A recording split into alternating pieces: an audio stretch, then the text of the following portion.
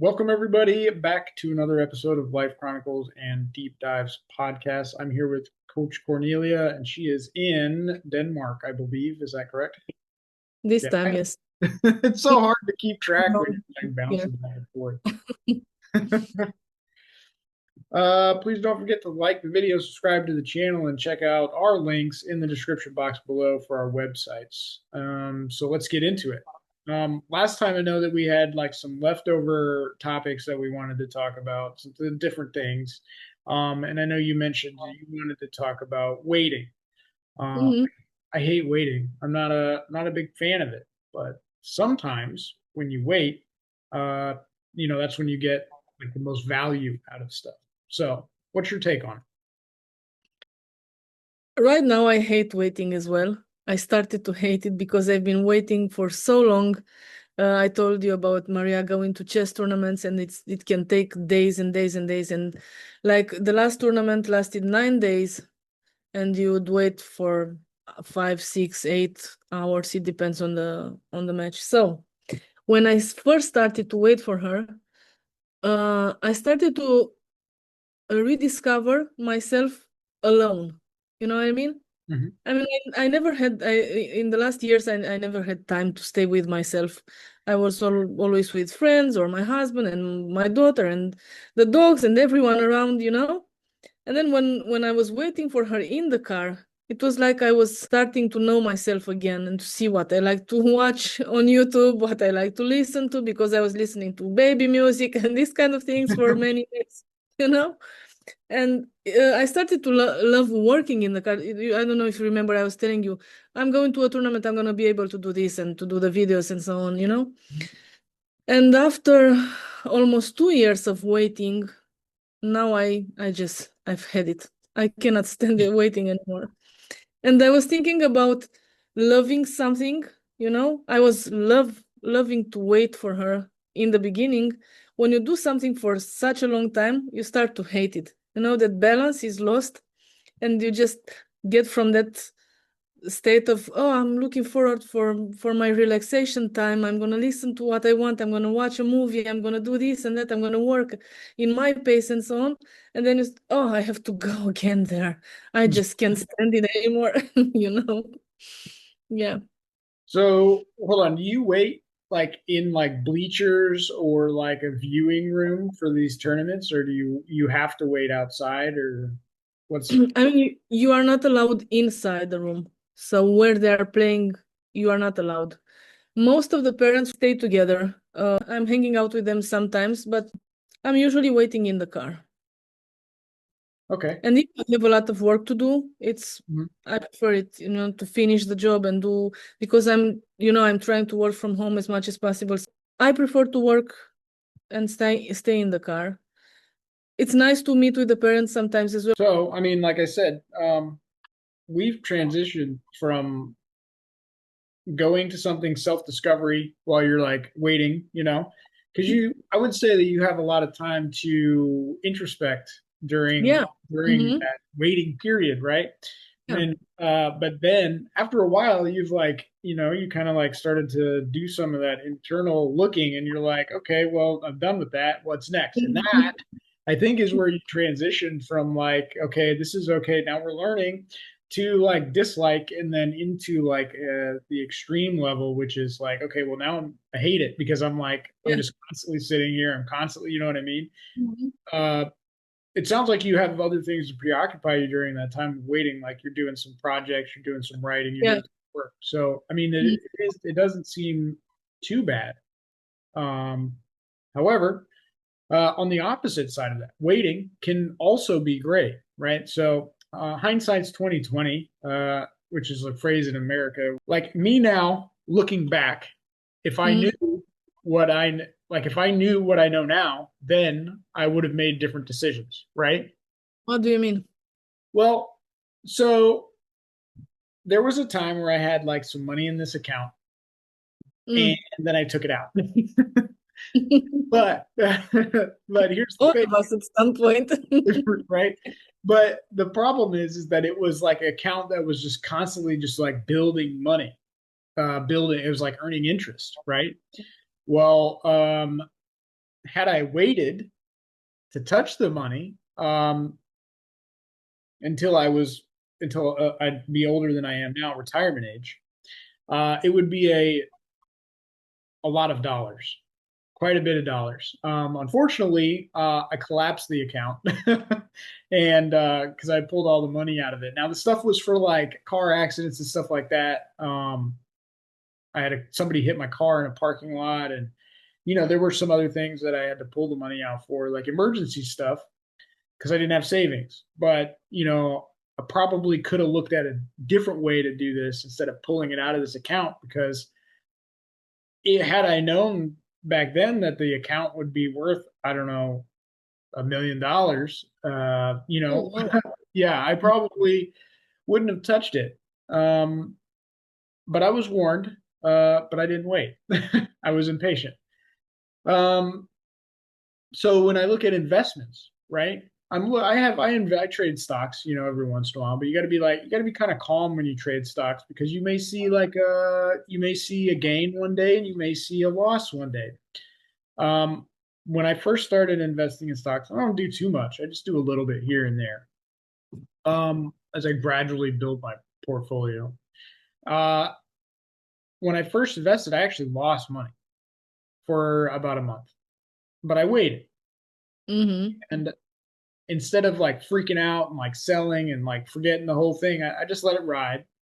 And so now I'm positive. I've got a significant gain on the stocks that I'm holding. So I guess that is another aspect of waiting to look at. It's like financially, right? Mm-hmm. Like, Yeah. what can I do financially for my future that requires me to wait and exercise patience now, so I can achieve a goal in the future? Right. Yeah. I've been doing some forex classes, and I used to trade on forex market. So on there you bet on how the coin is gonna go up on or down, you know. Mhm. So you have to look for what the leaders are going to say in that day, what's gonna happen this week, what war is gonna start again, and so on. So I was searching for something fast and big. And I've only done it once. I won about 3,000 euros, probably something like this. Making some things that we learned in class.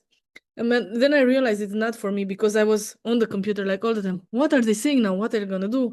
Is it up? Is the euro up? Is dollars down? Is the yen up and down and so on? And I was going crazy. Then I Mhm. stopped and I decided to take a longer shot with the crypto. And then I'm just buying from time to time, just keeping. I never thought about selling or anything, just thinking it's for my daughter. Being patient depends on what kind of, for example, in this situation, what market we're on. Because on the Forex market, I was crazy, like I was wild. Mhm. Well, I mean, there's some people that day trade, right? And they're constantly, I know we kind of got away from waiting, but this is interesting, right? So like the stock market is volatile, right? So it's constantly changing, up, down, up, down. Yeah. I know a guy, and I met him, and I was talking to him, and he invested, most of his retirement into the stock market. And what he does is he day trades. He watches the market. If he's green one day, he may sell, and then if it dips, he'll buy the dip, and then he makes, I don't know, he showed me something, and this is all because of his patience and waiting and all this keyword waiting, is that he was making like a $70,000 US trade like one day, $125,000, profit trade. Uh, Mm-hmm. and I was Yeah. just like, There's oh, okay, a lot so of money to invest then. right. What other things do we as humans wait for? Let me tell you a story that I loved since I was a teenager. I love that story. I still love it today. So we had it's it's like a biography of one girl who used to love the communism, and she went into this communist party. It was at the beginning of the communism in Europe, and she was considered a hero after. everything that happened. But a waiting story was great because she met a guy in this communist party, and they had those I don't know if you're familiar with, they had those manifests that they had some cells made of 4 or 5 people, and they had some manifests. They were taking it to the factories. So this guy was the chief of that cell, and she was in the cell with another 3 or 4 guys, and they fell in love. Of course, the police was after them all the time. And he told her it was like it was in the beginning of the spring, almost after the winter. And he told her, I'm going to come to see you on New Year's Eve. And she said, okay. And I was thinking when I read it, I said, she's not going to wait for him for such a long time. They only met twice before and never had anything like today, kiss and hugs and so on, just looking at each other. So the winter came, the New Year's Eve came. She was working in a factory, didn't have too much money. And she took like a bottle of something from the street and found some tree, some, how do you call it? Branch, a little branch. Yeah. Branch, yeah.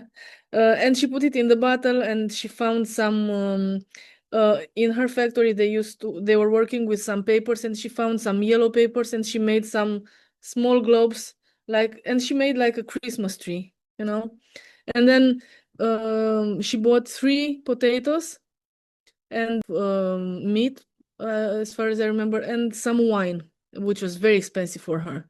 Mhm.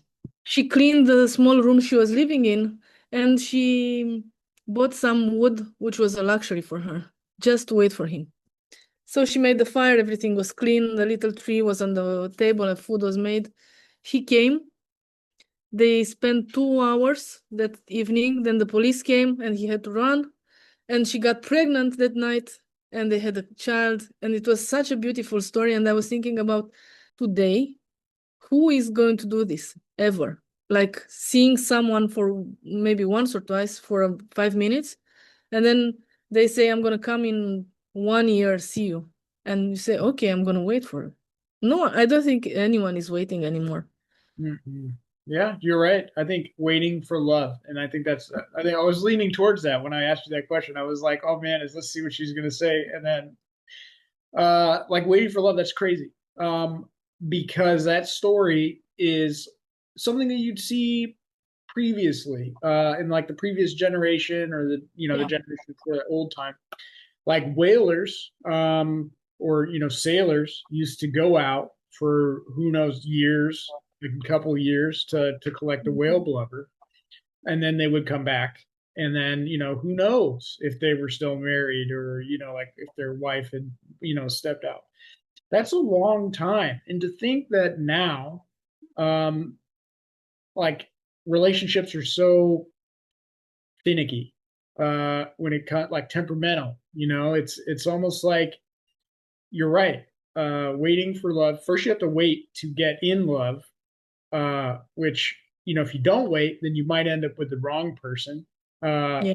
you know, That's but if you wait and maybe you're patient during your vetting process, you fall in love with the right person, and then but there's no major lapses of time. Usually you see each other every evening. I mean, we've already talked yes. about being at work all the time. The biggest waiters are probably the military, but I would say that the military also has a potential. I don't even know the stats on it, but potentially a higher divorce rate than the average civilian population, because people are waiting. They're gone. And what happens when people are waiting? They get, distracted. You know, Hmm. is so that's an interesting thought. Like, I mean, a whole year, waiting a whole year. Can you imagine like seeing a girl once or twice for 5 minutes, Mhm. and then she's waiting for you, and you are waiting to go to see her without having a phone, without any letters, without anything, just trusting the other one that it's gonna come. I found it so fascinating, and it's not happening anymore. No, no, no, no. Like we have to have the constant connection, constant build. And so that's interesting because like with that, you lose like some of the like the mysticism. Like if there's constant interaction, Mm. constant connection, right? You lose the mysticism that they may have, right? The excitement of seeing this person, you know, for a very short period of time. I do want to bring up one other aspect of waiting, something that I find is interesting, because I specialize in dark triad personalities, and narcissistic people do not like to wait. They are antsy. They can't sit still. It's different than somebody like ADHD that's always moving, right? But somebody that's narcissistic, they don't like to wait, and they don't like to wait alone. And that's a big key factor. Is like you're sitting in your car doing self-reflection. A narcissistic person may be waiting, having all this dread and doom, because their thought process is caving in on themselves. They can't They dispel. cannot stand it. Yeah. Yeah. If So even they can stand themselves, you know. right. And so I think it's interesting, like how we would self-reflect, get to know ourselves. Mm-hmm. Somebody that's narcissistic may start to collapse. And in fact, I believe that's what happened to my ex-girlfriend when COVID hit, that she ended up having a mental health crisis in the hospital. My narcissistic ex-girlfriend. I didn't realize it at the time because I didn't really know anything about it. But now that I do, looking back, hindsight's 2020, she probably had like a narcissistic collapse because she was waiting by herself alone with her own thoughts, which for them is essentially death. Wow, I didn't know that. Yeah. So narcissists in a room by themselves and you just let them sit there, they will go crazy Why? because they can't get any supply, that narcissistic energy, life Mm. force we've talked about. They can't get it from anybody else. They can't manipulate or play games to make somebody else feel bad. They can't gaslight somebody. They can't project their negativity onto somebody else. So they have to sit with it themselves, which to them is the worst case scenario because in their mind, they believe they're masked, that they're this great person to a degree, but deep down they know they're not.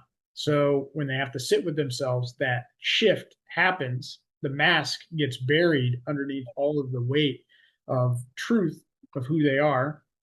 Uh, and that's why narcissists hate waiting. They hate it. They can't sit there by themselves. They can't sit. They don't like to be alone, and they don't like to wait. They'll I make you didn't. wait. They will make you wait, right? They'll make you wait to go on a date. They'll make you wait for, them to get ready. They'll make you late, but they do not like to be the ones that are waiting. Yeah, that's crazy. It's so many things about these narcissists, but this one I didn't know about. Yeah, it's quite interesting. Something I experienced, like I said, looking back, I could see it. I've done the research, I've studied it for years, and so now I Mhm. can put those key moments. I can be like, okay, yeah, this is what's happening. This is what was happening.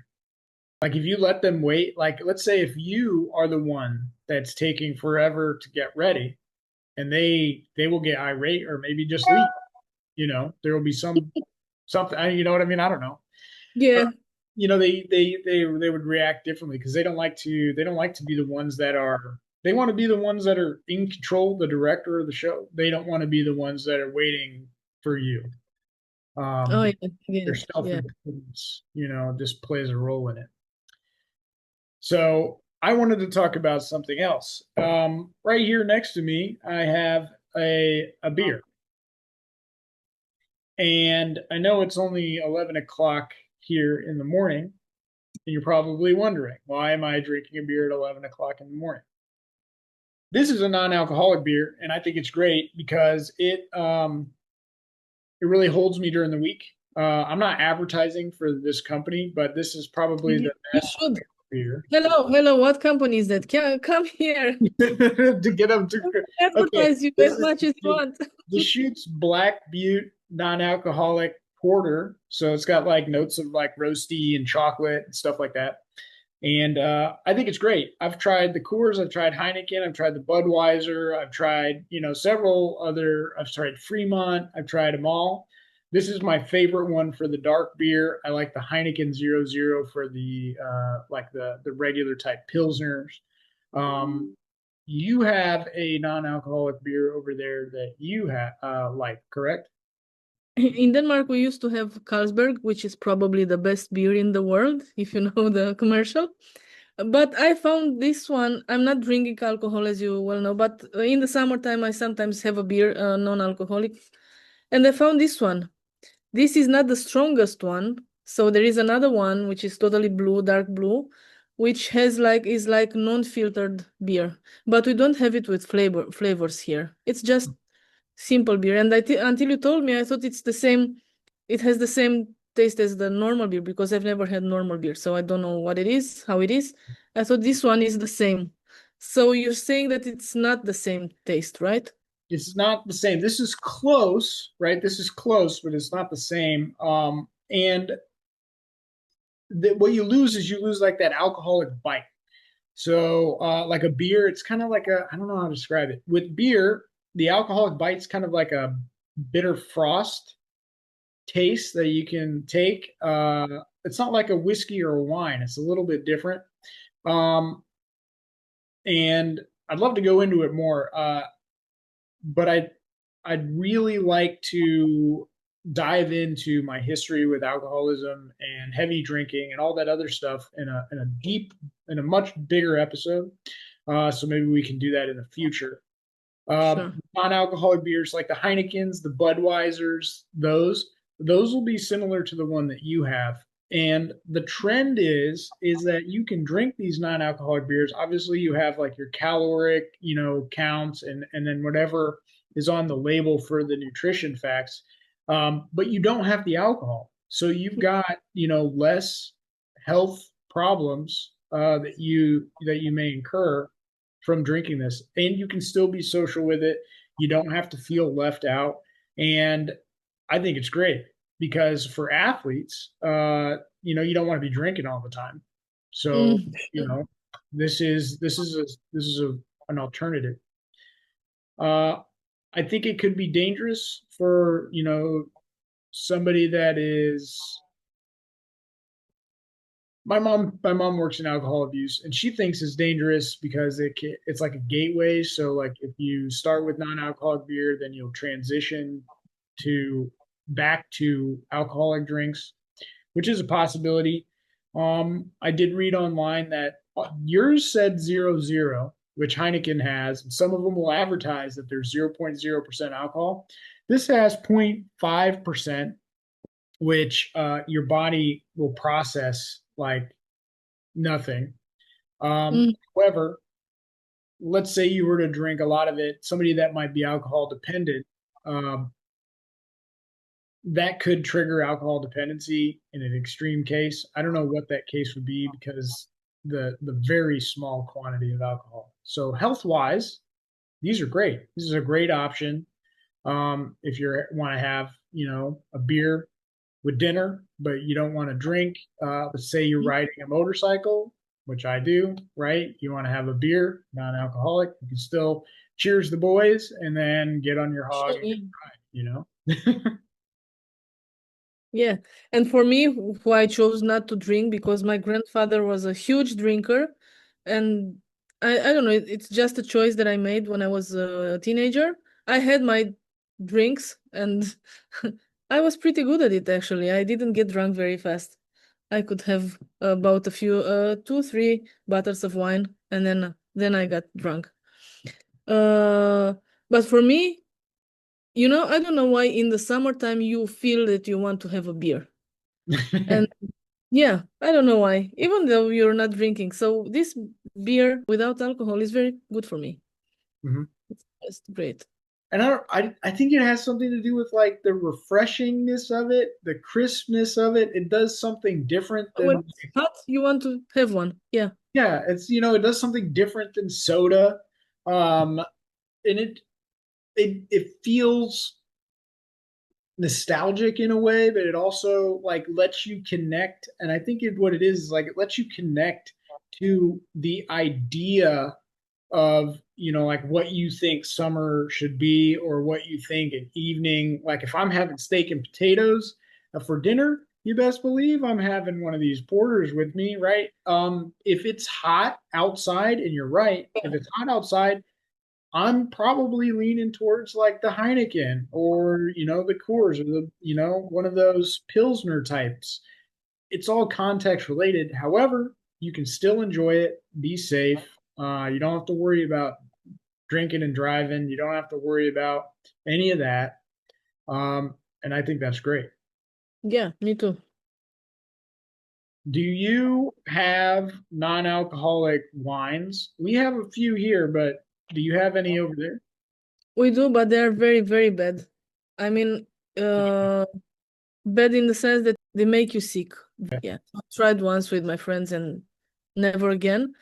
They also have some champagne, but not the one for the kids, like for grown-ups. Champagne with non-alcoholic champagne, Mhm. which my friends are using to make cocktails. So it's great. It has a good taste. It's fine. But Okay. the wines are really bad. That's something I've encountered is like the wines. I can't find one. We found some, they taste like juice. We found others, they just don't taste great. This beer tastes great.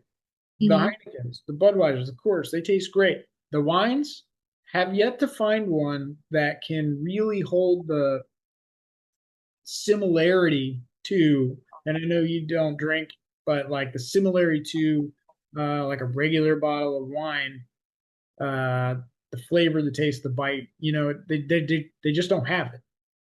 I'll continue my search because you never know. You may want to have a glass of wine, but you don't want to drink. But the hard part is like you can't find many. They're not producing a lot. No, Yeah, as far something as I've. I know, they are making it from some pills or something like this. So it's a chemical process, and I'm not sure it's very healthy either.